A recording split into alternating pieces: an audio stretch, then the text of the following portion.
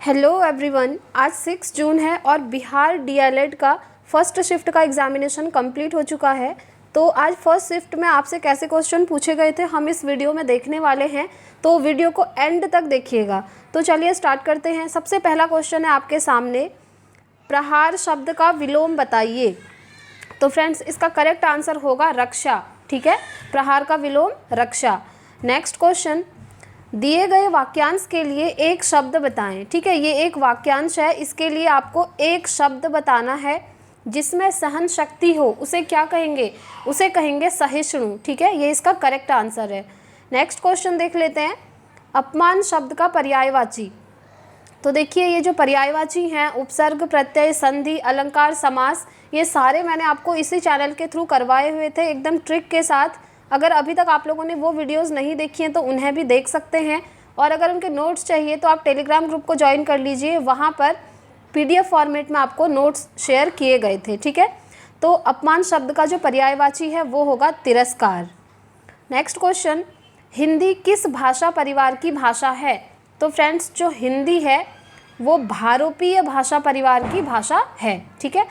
Next question, Bharat में सर्वाधिक बोले जाने वाली भाषा कौन सी है? तो ये तो आप सभी जानते हैं, बहुत इजी क्वेश्चन पूछा है। भारत में सबसे ज़्यादा जो भाषा बोली जाती है वो हिंदी है।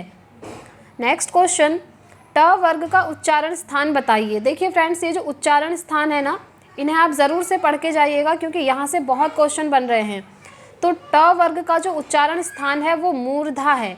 ठीक है, तो आप सारे देख के जाइएगा, मूर्धा से कौन से वर्ण जो हैं उच्चारित किए जाते हैं, तालु से कौन से होते हैं, आपके दांत से कौन से होते हैं, और ओष्ठ यानी कि होंठ से बोले जाने वाले, तो इन सभी को आप देख के जाइएगा।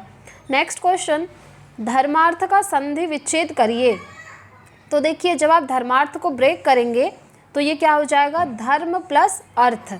ठीक है, चलिए नेक्स्ट क्वेश्चन, सुरेंद्र में कौन सी संधि है? तो फ्रेंड्स सुरेंद्र में होती है गुण संधि। नेक्स्ट क्वेश्चन है, अभाव में कौन सा उपसर्ग है? देखिए ये एक शब्द है अभाव, तो अभाव में जो उपसर्ग प्रयुक्त हुआ है वो है अ उपसर्ग। मैंने आपको हमेशा बताया है कि जो उपसर्ग होते हैं वो हमेशा आगे लगते हैं और जो प्रत्यय होते हैं वो पीछे लगते हैं। तो यहाँ पर देखिए अभाव में जो अ है वो आगे लगा है ना, तो अ ही यहाँ पर आपका उपसर्ग माना जाएगा। ठीक है, चलिए आगे बढ़ते हैं। नेक्स्ट क्वेश्चन, एकादश का तद्भव बताइए। एकादश का तद्भव होता है फ्रेंड्स 11। ठीक है, इसको इस तरह 11 नहीं लिखेंगे बल्कि ऑप्शन में आपका ये रहा होगा, ये करेक्ट आंसर होगा। एकादश का तद्भव होगा 11। ठीक है, चलिए नेक्स्ट क्वेश्चन, सूर्य के पर्यायवाची बताइए।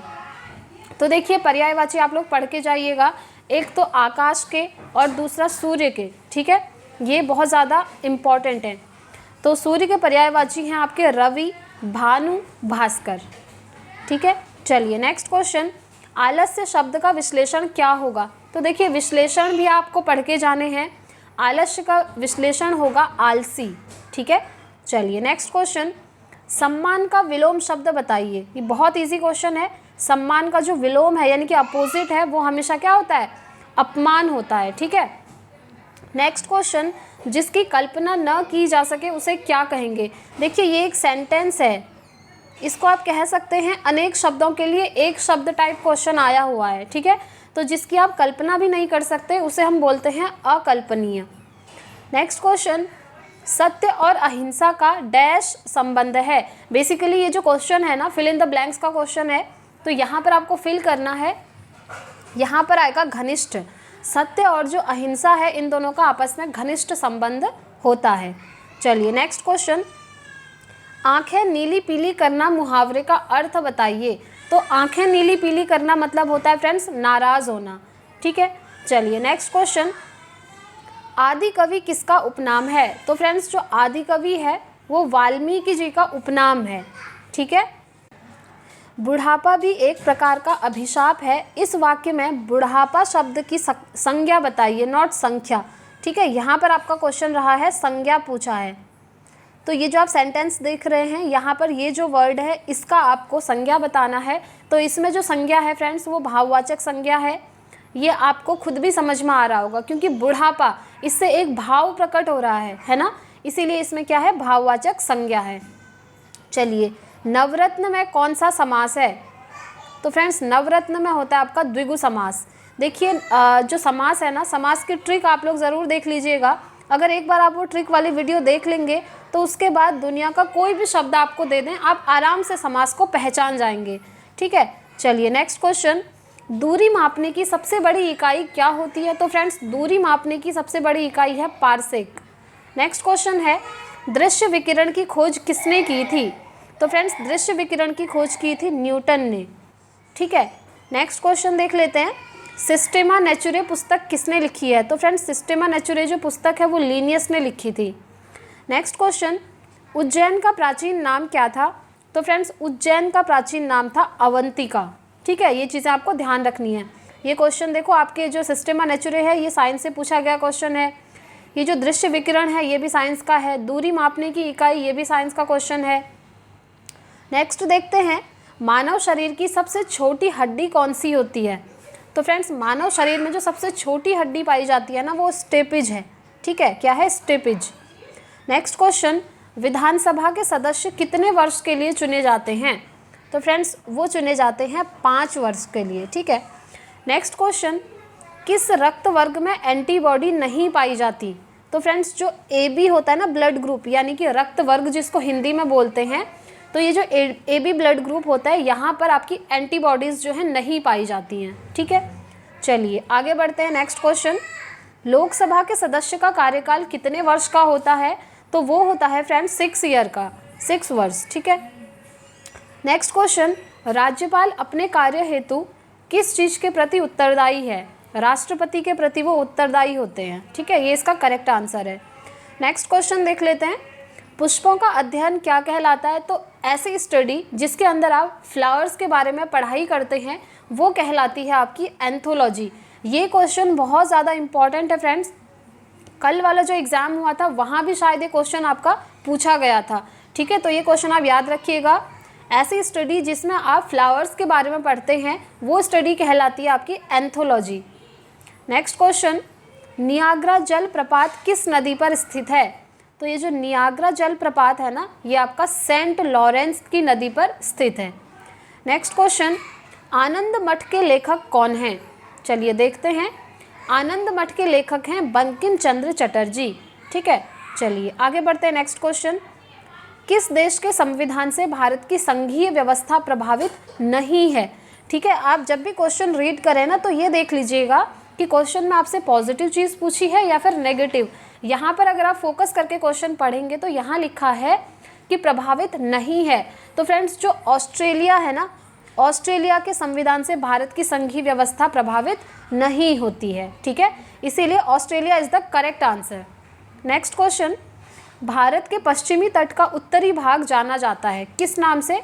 कोंकण तट के नाम से जाना जाता है। ठीक है, चलिए नेक्स्ट क्वेश्चन, मन्नार की खाड़ी किसके तट के साथ अवस्थित है? तो जो मन्नार की खाड़ी है फ्रेंड्स वो तमिलनाडु के तट के साथ स्थित है। ठीक है, चलिए आगे बढ़ते हैं। नेक्स्ट क्वेश्चन, गुरु अर्जुन देव किस मुगल शासक के समकालीन थे? तो गुरु अर्जुन देव थे जहांगीर के समकालीन। तो जहांगीर इसका करेक्ट आंसर है।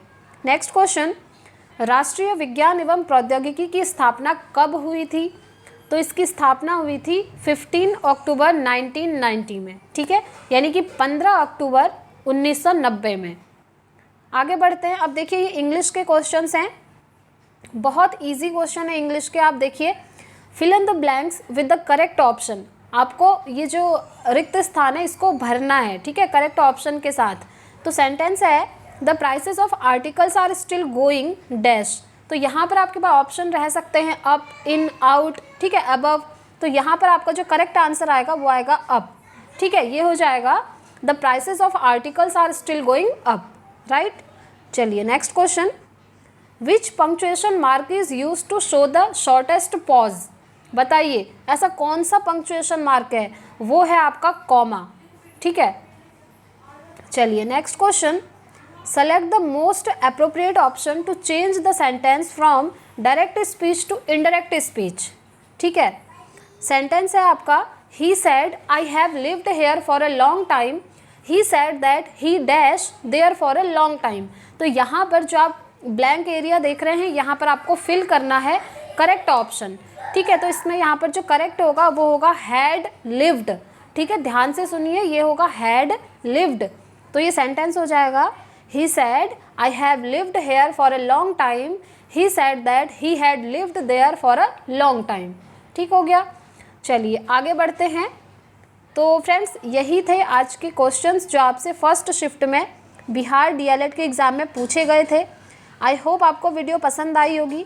पसंद आई है तो प्लीज़ वीडियो को लाइक एंड शेयर कीजिएगा, और अगर चैनल पर नए हैं तो चैनल को सब्सक्राइब कर लीजिएगा, ताकि यहाँ पर जो भी वीडियोस डाली जाएं आपके पास टाइम से नोटिफिकेशन आ जाए। ठीक है, और अगर आप लोग क्लासेस देखना चाहते हैं थियोरीज़ की, तो वो भी आप इस चैनल पर जा कर के देख सकते हैं। तो फ्रेंड्स इस वीडियो में इतना ही रखते हैं, मिलेंगे अब हम नेक्स्ट वीडियो में नेक्स्ट एनालिसिस के साथ। तब तक के लिए thank you, bye bye, take care, all the very best.